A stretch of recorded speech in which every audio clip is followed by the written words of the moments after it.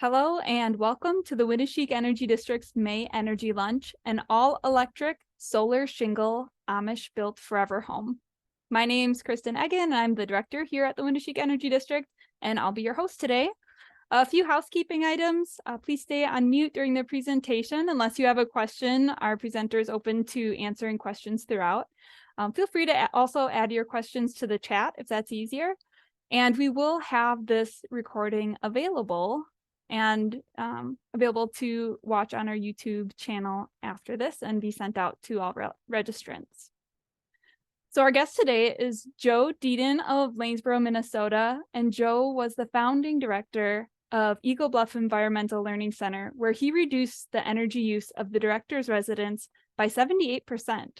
So when he and his wife Mary retired, they decided to build a new home with sustainability at the forefront of their design. So today we are excited to hear about Joe's experience building his forever home.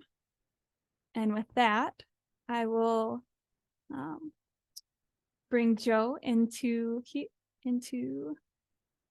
the spotlight. And Joe, feel free to unmute and say hello, and then we can get started.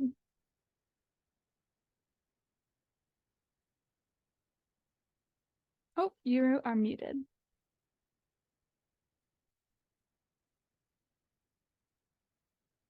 Oh, Joe, let's get you unmuted.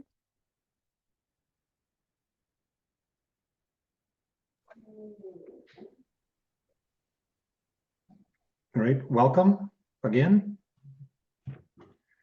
Good, I'm delighted to be here. We're going to start off viewing a short video that's available on the website of our solar shingle installer. So if you want to watch it later, there's going to be a link in the notes that you can watch it. It's pretty interesting. So I think here we go.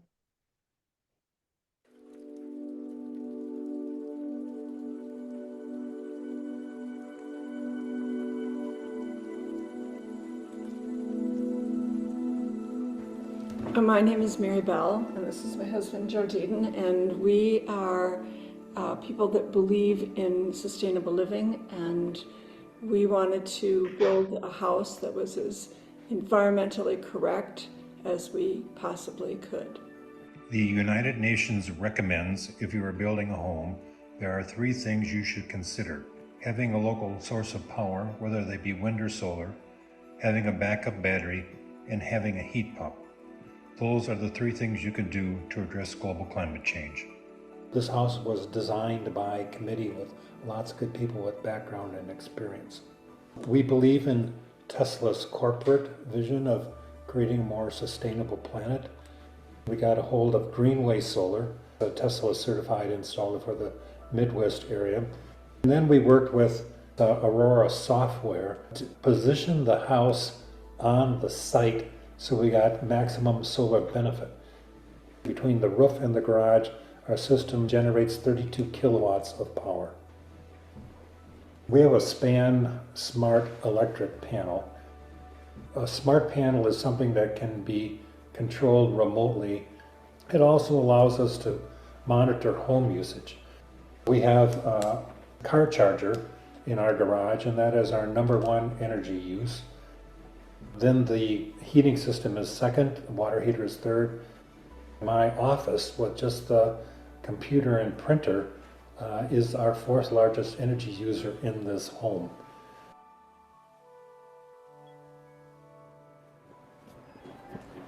So this is our Arctic air-to-water heat pump. It heats and cools the whole building. It's rated at 2.5 tons.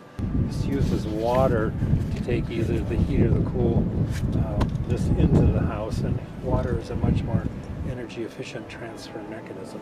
Good down to 22 below. So the advantage of having an airtight house is it takes less to heat it in the wintertime and it takes less to cool it in the summertime. This is a Zender energy recovery ventilator. It's a Swiss system.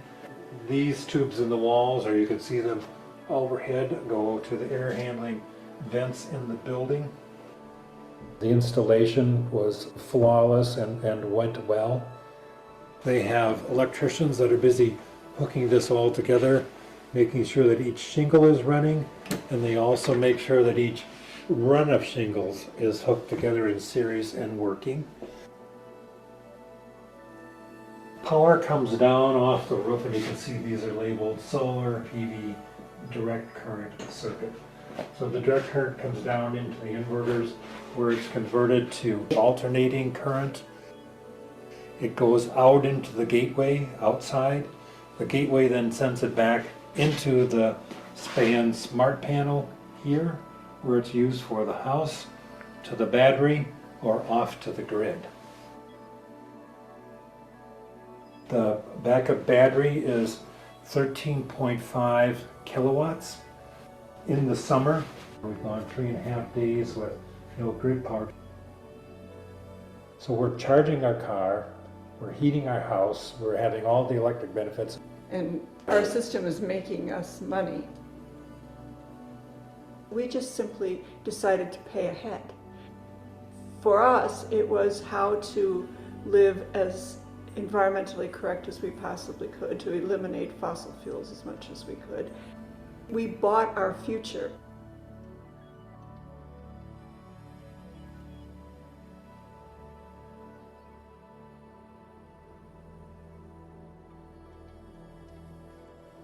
There's the guy with the drone on the left, right under the V in forever.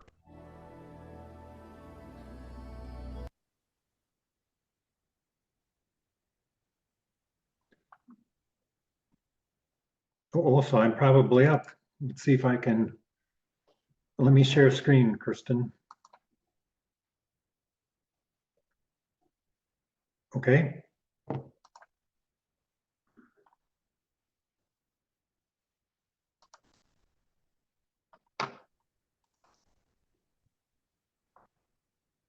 And I will drop the link for that in the chat for folks.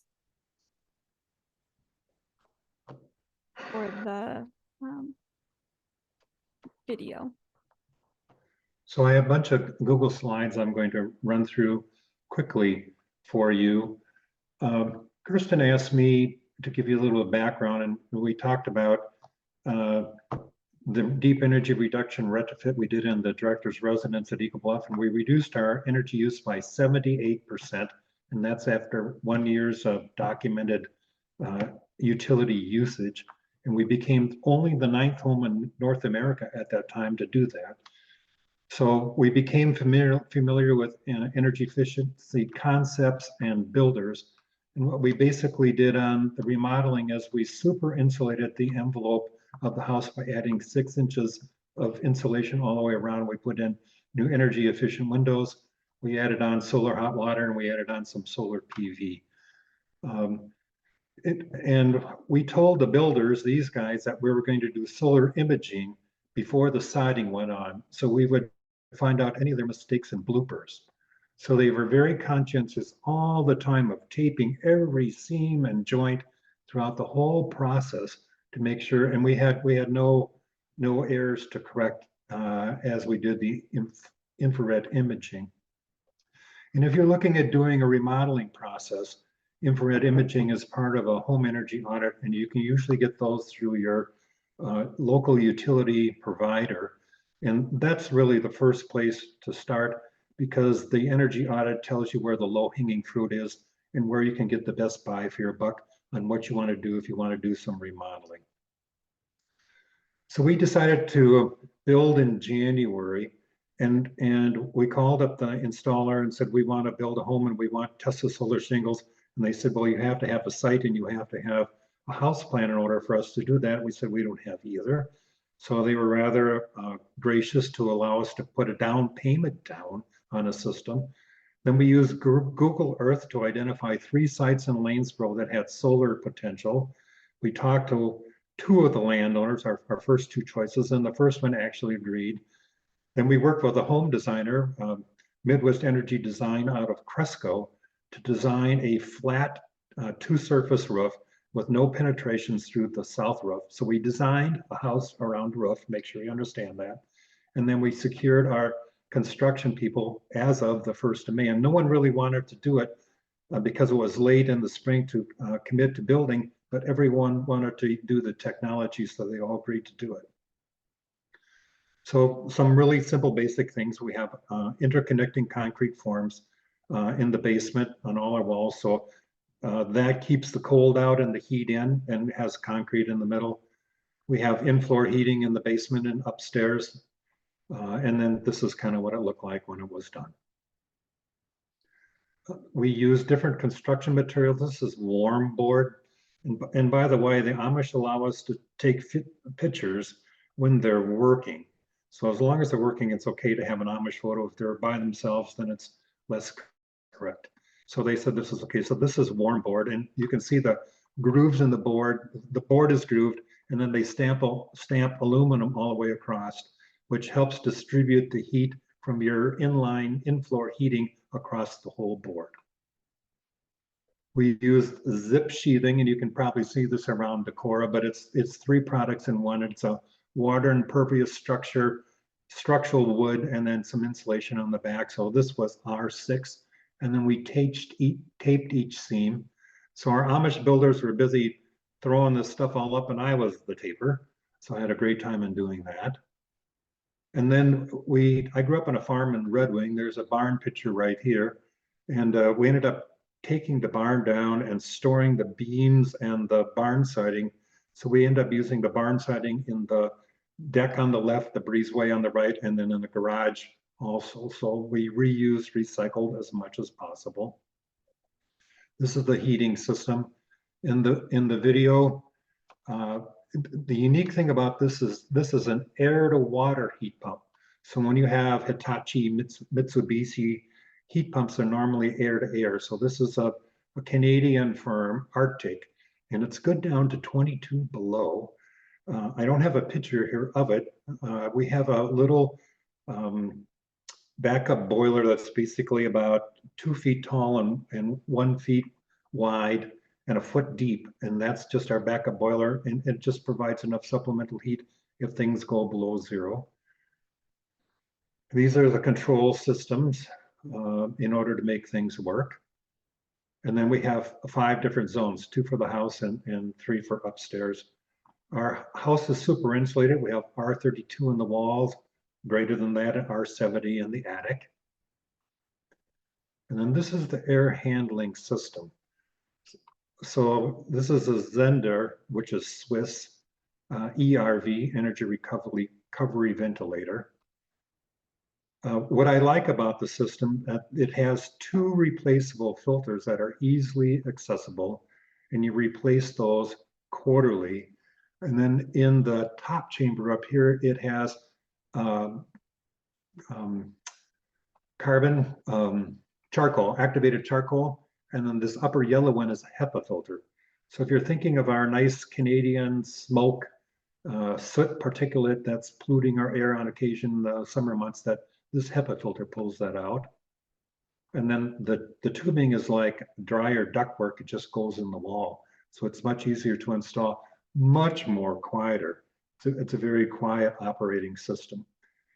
We have a whole house heat dehumidifier. The one problem that we might have, so we have in-floor heating and we also have in-floor cooling. And that works well with 2 older people living in a home. But if we have younger people or lots of people coming in and going outdoors, at some point in time, we would probably need to add a mini split up on the wall to take the humidity out. This is the SPAN Smart Electric Panel. And the important thing about that is it allows you to control circuits remotely.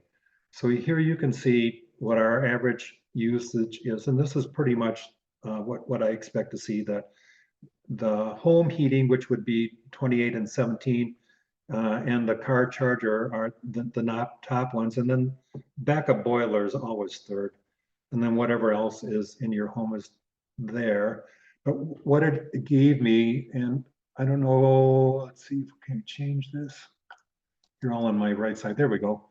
That you can see the backup boiler in March was using 66% of our power.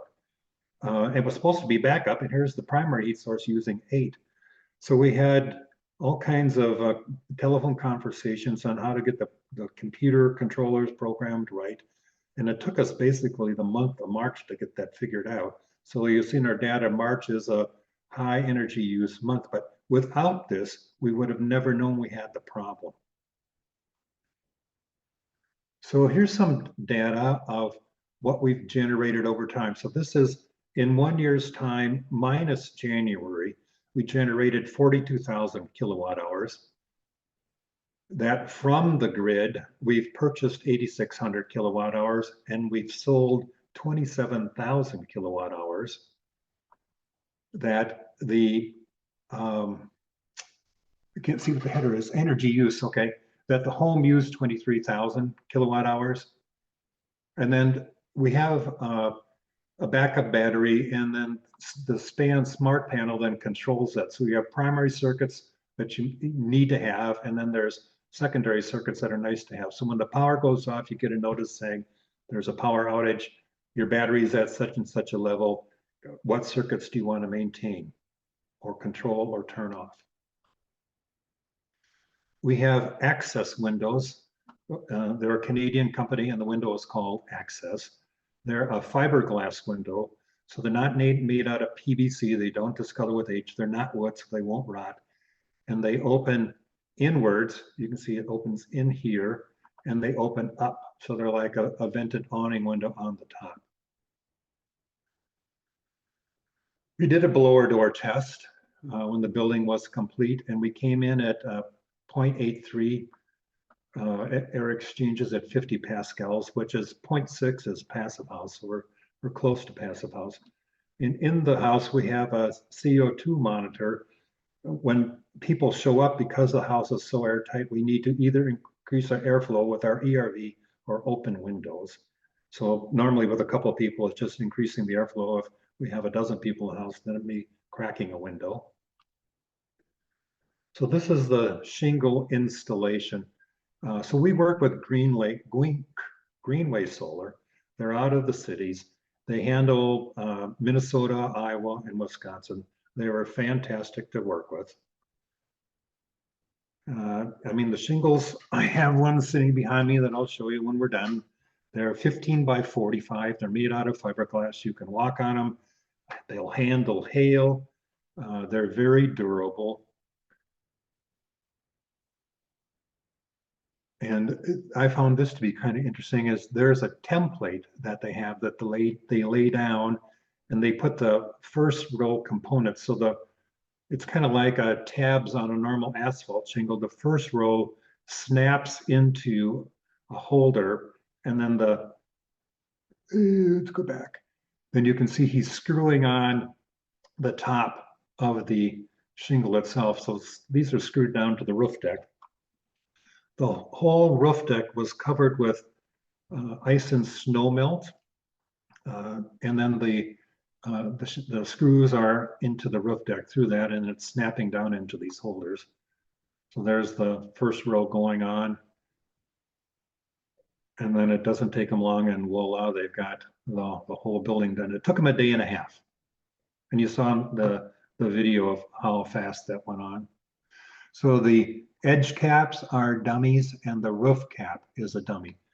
So we had a 2-pitch roof, and Tesla originally said they have to put solar shingles on all surfaces of their house.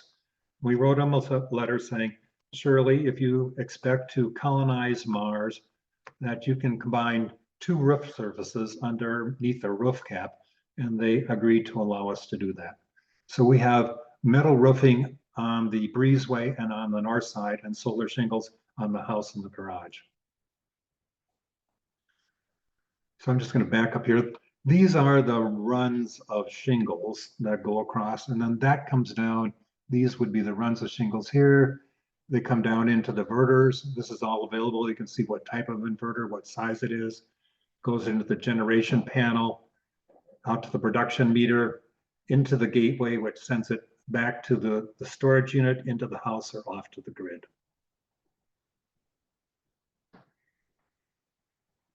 So these are just the exterior. So they're Minnesota electrical people are very concerned about having shutoffs. So we have a shutoff over the solar panel here. We have a shutoff circuit breakers there. We have it in the house. So there's all kinds of ways to safely be able to shut off the solar system in case of an emergency.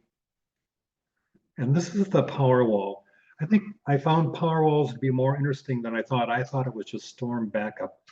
But you'll see that we can set what level we want our power wall to discharge on a daily basis. So we take it down to 10% every night. So we're reducing our grid consumption by using the power wall. And it mentioned in the video, if we turn off our water heater, we've gone 3.5 days off grid. So that's something for us all to consider and think about. And this is, you can actually see, this is the data that the power wall has made it through the evening with no grid power coming in. The thing about the power wall also is that, so we have a storm alert, NOAA storm alert today. And when a storm alert goes on, the power wall automatically charges to 100% and it holds that until it passes. So you're guaranteed to have a full battery when the storm goes past. And the other thing is that I think the important thing is this is 13.5 kilowatts. Our car is 75 kilowatts, 5 times the size. And the most important thing we need to get happen as fast as possible is to get vehicle to home or vehicle to grid.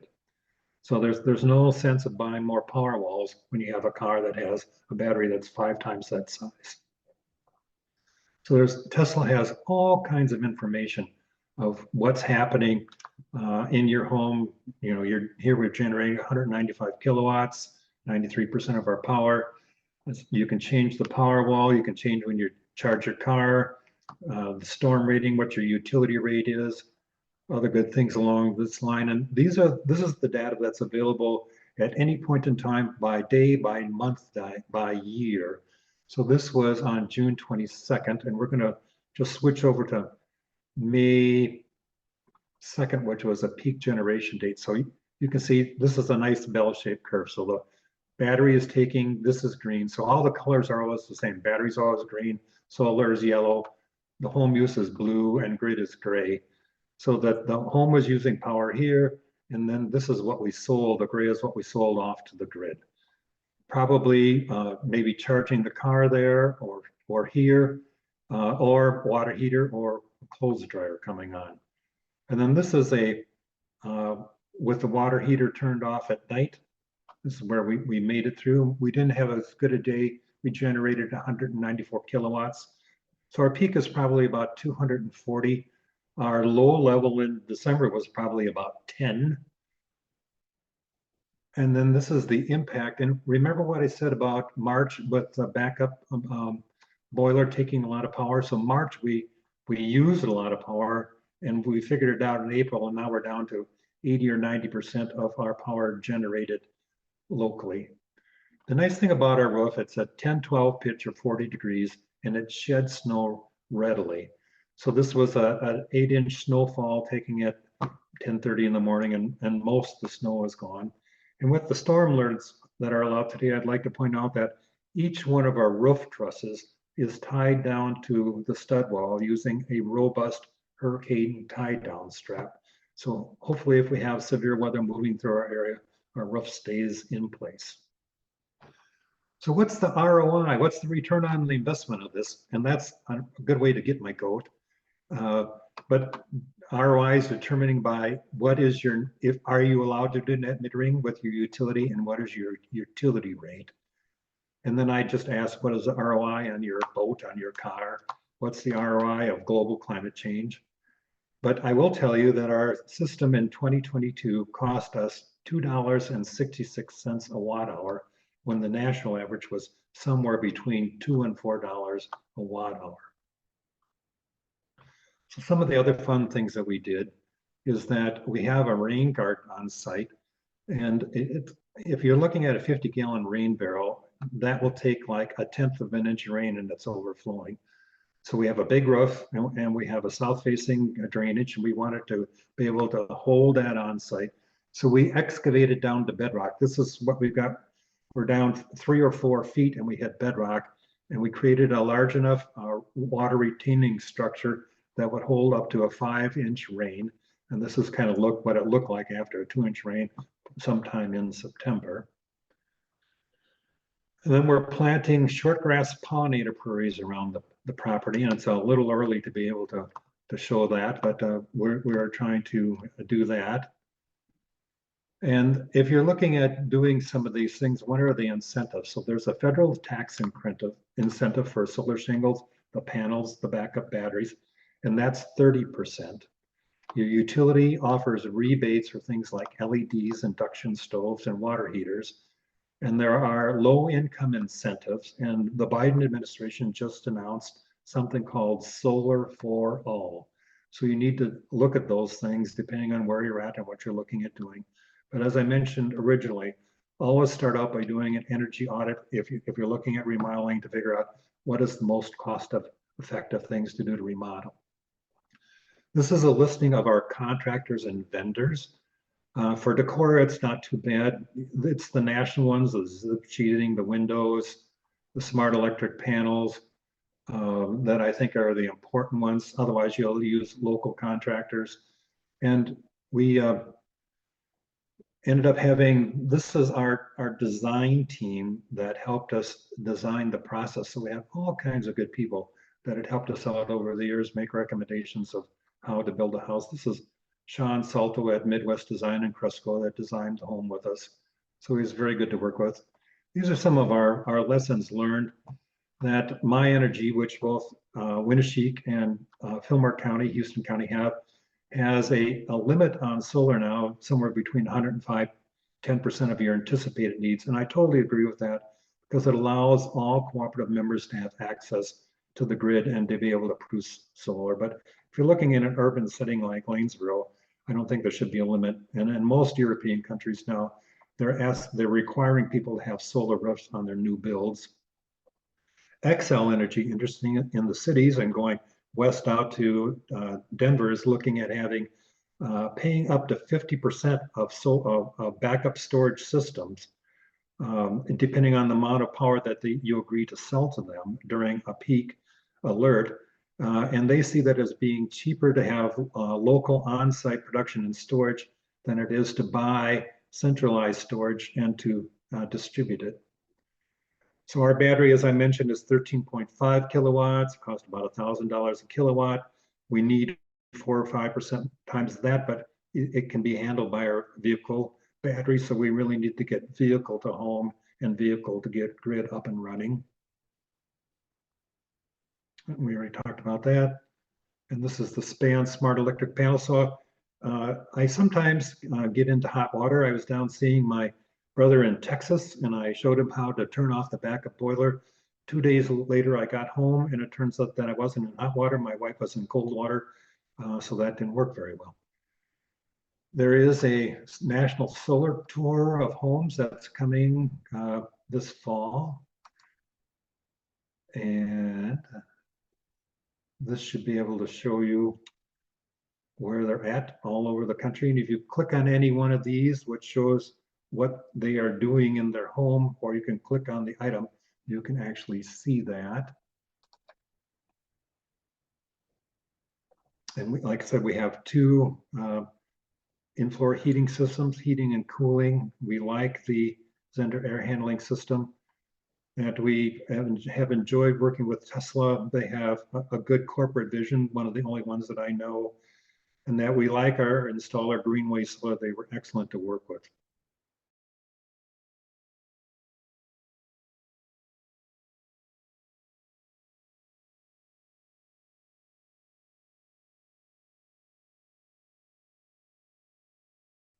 So that's Gold's Barn. If you're coming in from Rushford, when you get to the Welcome Lanesboro sign, you can actually see us there.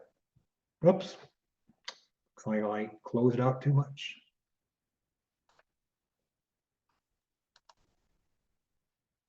Thank you, Joe. There you go. We had some great questions already in the chat. Is it all right if I fire some at you? Shoot. Amy asked, does discharging the Powerwall down to 10% every day reduce its lifetime due to increased number of discharge cycles? Good question. On our car, we try to run between 80 and 100%. And from what I've been able to glean on reading information, the power wall is designed to go down to daily discharge and recharge. So that's the information I've been providing, and that's the assumption I'm going on for the time being. Thank you. Good question, Amy. And Harry asks, were you implying that you can connect the car to the system to supply power when the power wall is not in use? That's what I'm waiting for, Harry. So from what I understand, in 2026, you should be able to buy a Model Y or a Tesla vehicle that goes vehicle to grid. So right now you can do that with a Ford F-150 Lightning or a Cybertruck. But that also implies that your house is wired and you have the safety systems in place to do that, if that makes sense to you. So remember when I said our power goes out to the gateway, and then there it decides whether it comes back into the house for home use, it goes into the battery, or it goes off to the grid. And there's emergency shutoffs at 3 different spots. So if you're going to have vehicle to home, you have to have those same safety mechanisms in place and wired in. Very good.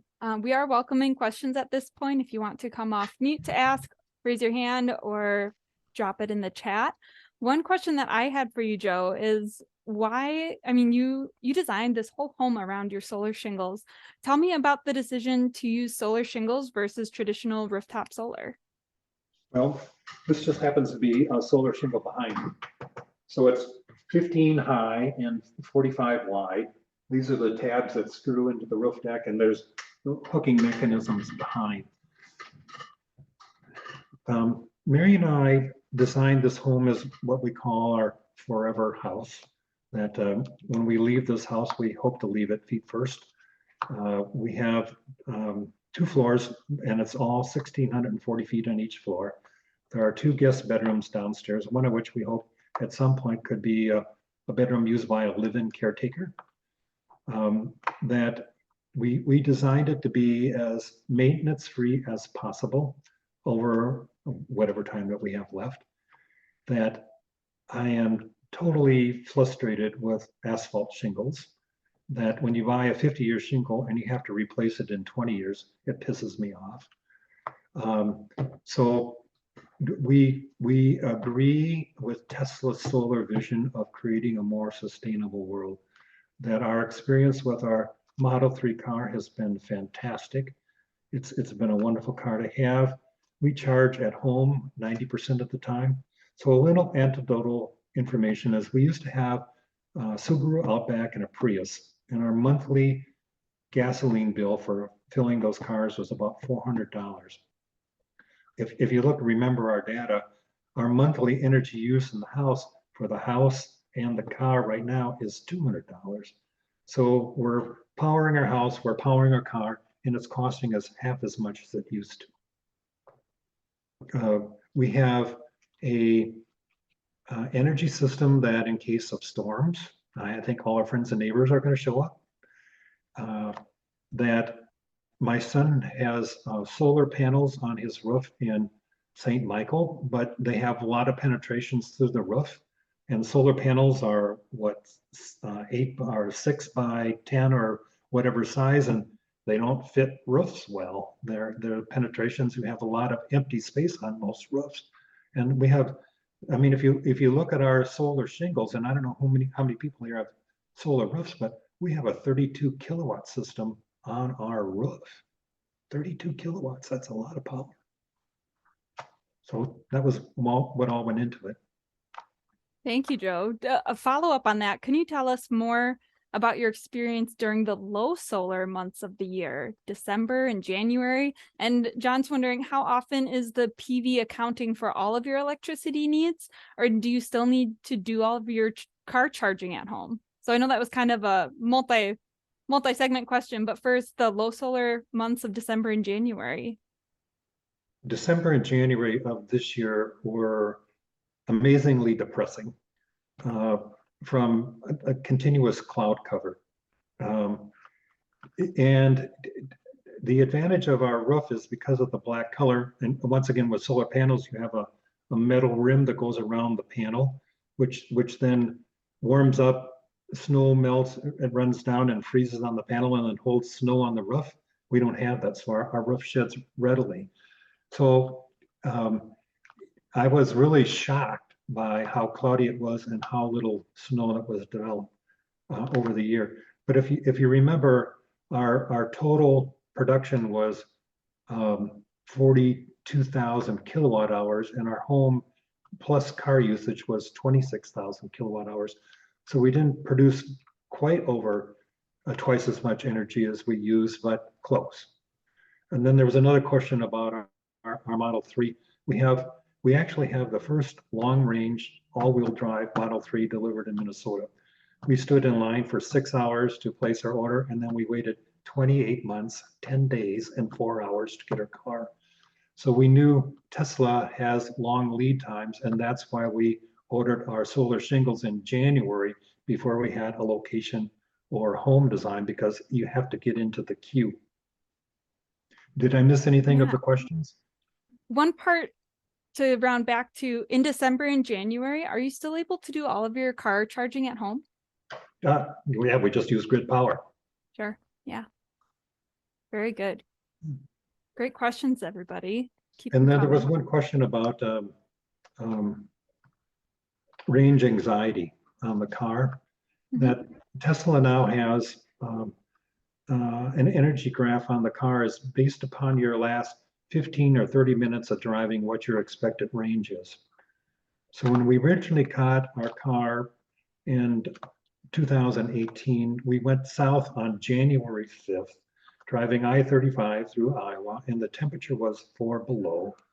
And there were semis with frozen up air handling systems and fuel systems parked on ramps, on the highway, everything else. And we were dressed in 5 layers of clothes, and we looked like street people, bag people, because we had all these layers of clothes on. We had the temperature of the car set at 65 degrees because we had range anxiety.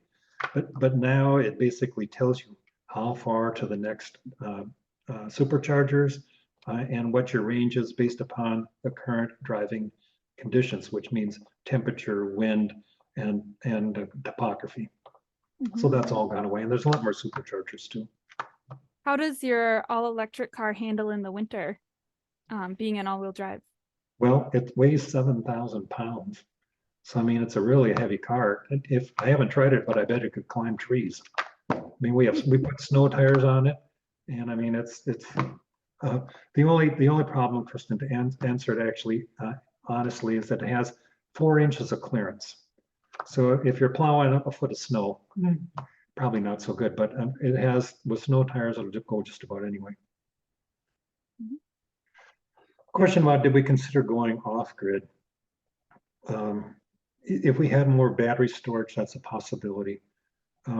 But I really like the idea of this distributed power that can contribute to the community as needed, versus having centralized power and then pumping it out through the wires. I really like what Xcel Energy is proposing to do, to pay you up to 50% of your battery storage, to have localized storage that can go into your neighborhood and provide for your neighbor's power usage, versus having a centralized peaking plant and trying to pump it from central Minnesota down to Lanesboro or something like that.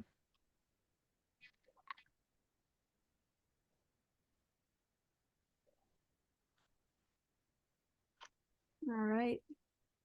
Thank you so much, everyone. Thank you, Joe.